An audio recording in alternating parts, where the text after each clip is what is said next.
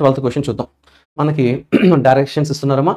Directions లో question ఏంటి? In which direction and how much distance is he with respect from the starting point. అమ్మా with respect from the starting point direction distance రెండు అడుగుతున్నాడు. So person ఒకటే కాబట్టి మనం డైరెక్ట్గా వితౌట్ డయాగ్రామ్ ఓన్లీ షార్ట్ కట్తో కొడేద్దాం. Vinay walked 20 meters toward the north. అంటే మొదటిసారి అతను నార్త్కి వెళ్ళారు. ఎంతమ్మా? 20 meters. And turns to right. అమ్మ నార్త్కి రైట్ అంటే ఈస్ట్ డైరెక్షన్. ఎంత వచ్చారు? 30 meters రావడం జరిగింది. Then he turns. అమ్మ according to the direction we are facing towards the north, back side south, right side east, left side west అనమాట. అందుకే నార్త్ రైట్ సైడ్ ఈస్ట్ తీసుకున్నాం 30 meters. And then turns to the left.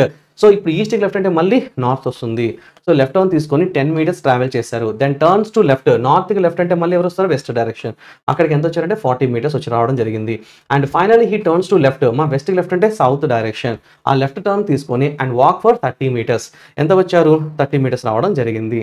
అంతేనా? అయితే question ఏమంటాడు? మా ఆగిపోయాడంట. In which direction and how many distance he is with respect from the starting point. Starting point నుంచి అతను ఎంత దూరంలో మరియు ఏ డైరెక్షన్లో ఉన్నాడు అని అడుగుతున్నాడమ్మా. తర్వాత ఇక్కడ మనకి ఒక మాట చెప్తాను చూడు.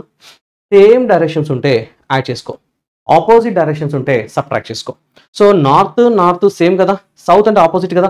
అమ్మ ఇక్కడ నార్త్కు ఉన్న 20, ఈ నార్త్కు ఉన్న 10, మొత్తం కలిస్తే 20 + 10 30. ఆ 30 ఎందుకు కొట్టేసాను? ఇక్కడ కొట్టేలా. ఇక్కడ సౌత్కి 30 డైరెక్ట్గా ఉంది కాబట్టి దానికోసం కొట్టేసానమ్మా. తర్వాత ఇక్కడ నాకు మిగిలిపోయింది ఏంటి? East and west. ఈ రెండు ఆపోజిట్ కదా.